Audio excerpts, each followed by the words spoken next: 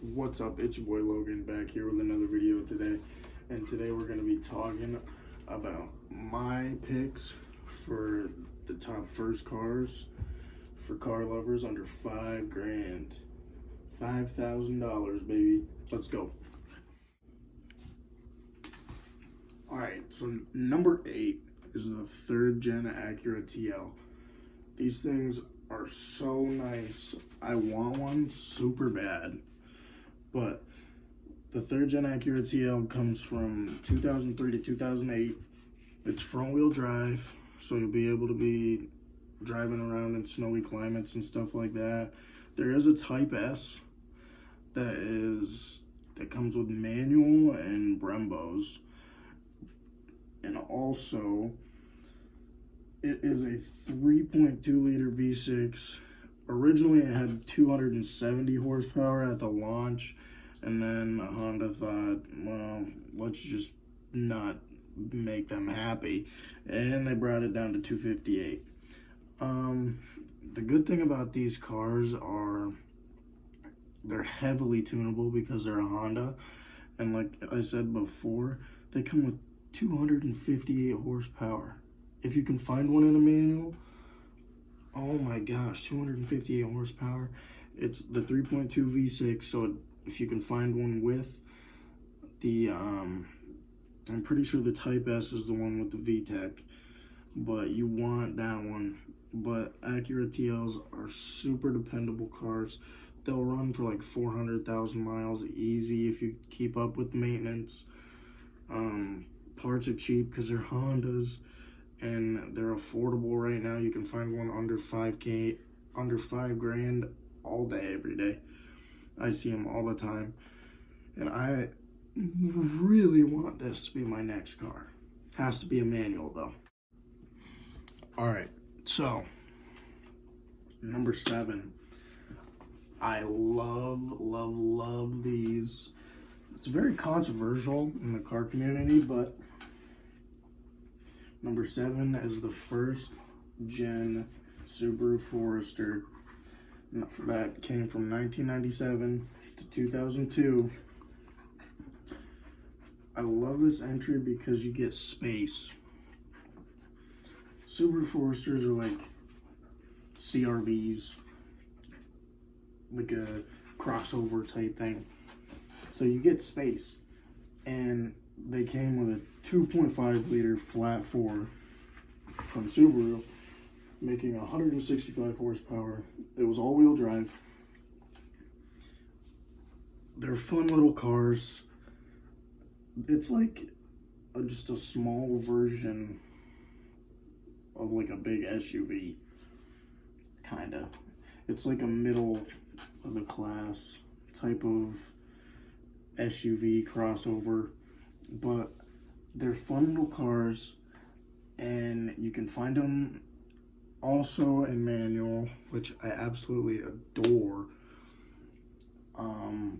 But these things look absolutely stunning if done right. Please do not race them out though. Oh my gosh, I hate to see another one of those. Alright, now number 6 is the Ford Crown Vic. I might be a little biased on this one. No, not really.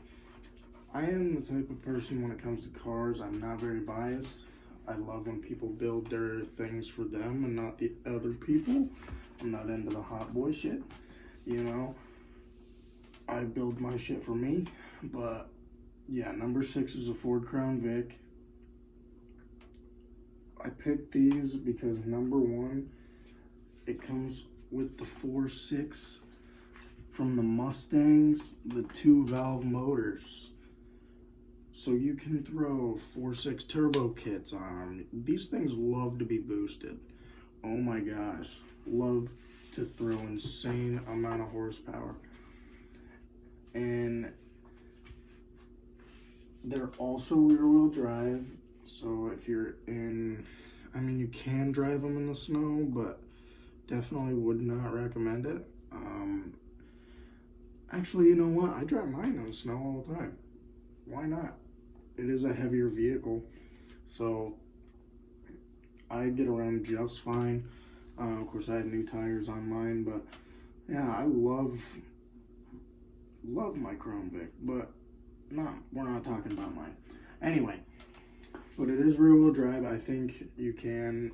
I drive mine in the winter all the time, so I would say it's definitely a good top pick. Comes with the V8. It's automatic.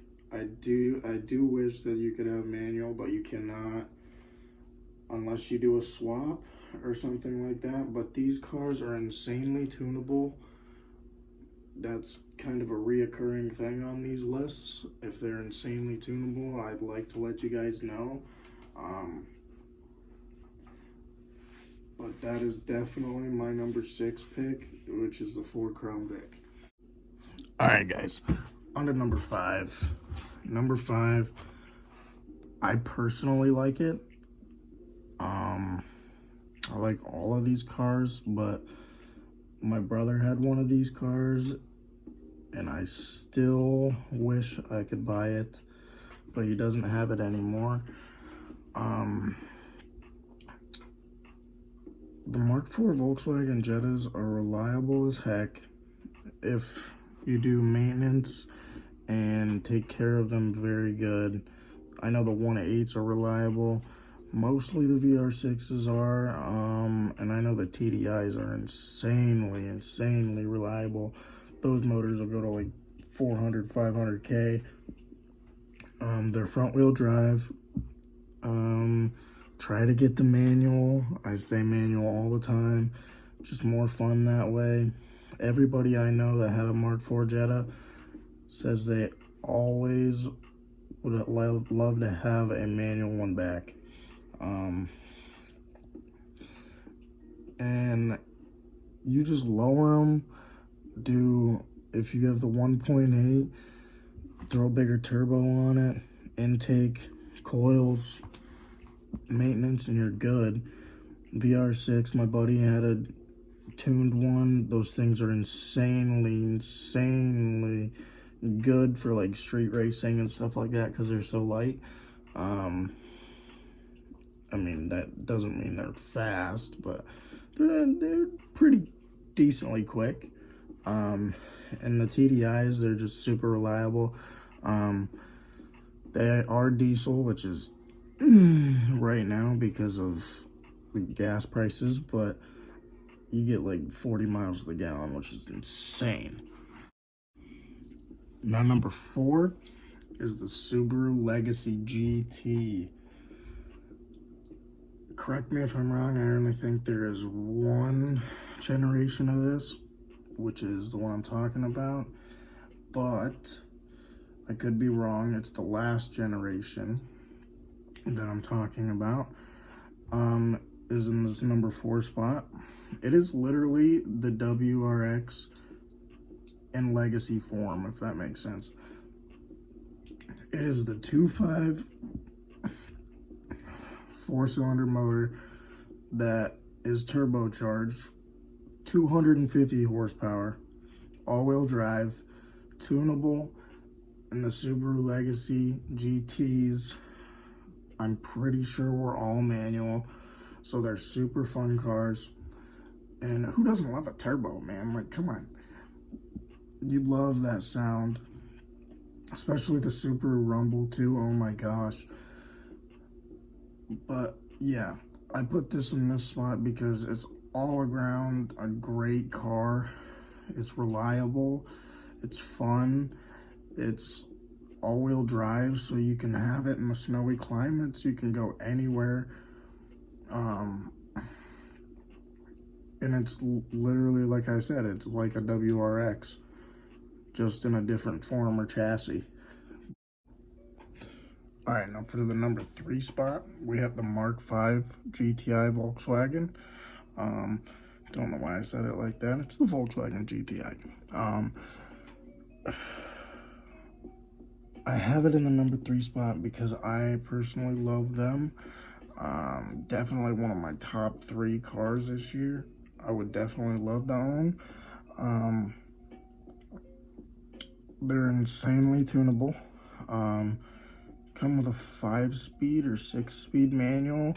The parts are cheap because it's some things are cheap. I should say the main things, like a starter, will probably still be around the original price of like any starter, but some things can be more expensive. I know like Volkswagens have some weird things that are specifically for them. I do know that they're super fun cars though. 200 horsepower. It's a turbo 2-liter front wheel drive, so you can drive it in the cold if you'd like to. It's just all around a fun car. You have the space of a hatchback. That's why I would recommend it. You have a fun little hatchback. It's like a little egg, you know. But it's all around a great car, and that's why I have it here. All right, and then number 2, we got the Infiniti G35 Coupe or sedan, which some of the sedans are G35Xs, which are also on this list. This is all number 2 because they all go together. They are a reliable engine. It's the 3.5-liter VQ V6, and it puts out, the DE is 280, and I'm pretty sure the HR is like 320. I could be wrong. But the main reason this is top 2 and is number 2 is because it's a luxury sports sedan and or coupe. You know, you could haul your friends around. You can mod the shit out of these. Get some old 2-valve Mustangs, maybe 3-valve, maybe. But yeah, these things, they do sound like trumpets, don't get me wrong, but these things are absolute powerhouses if they're built right.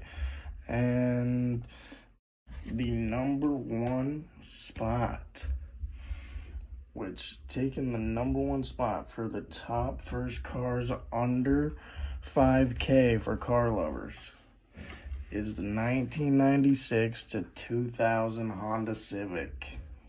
Oh my gosh. It's just something, the way these look, especially if they're a manual. Oh my gosh. If you have a 90s Honda or a 2000 Honda, oh, you have my heart. The tunability of these engines is sky high because it's a Honda. It's cheap, it's safe, it's reliable. These motors will go up to like 500K easy. Okay, not easy 500K, like 300K easy. But these engines are known to be reliable.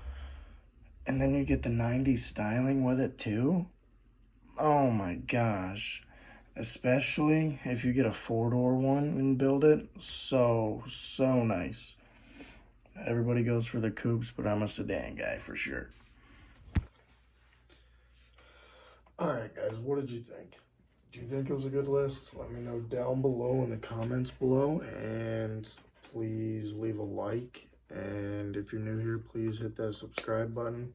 There's going to be a lot more content coming soon. And we out, baby.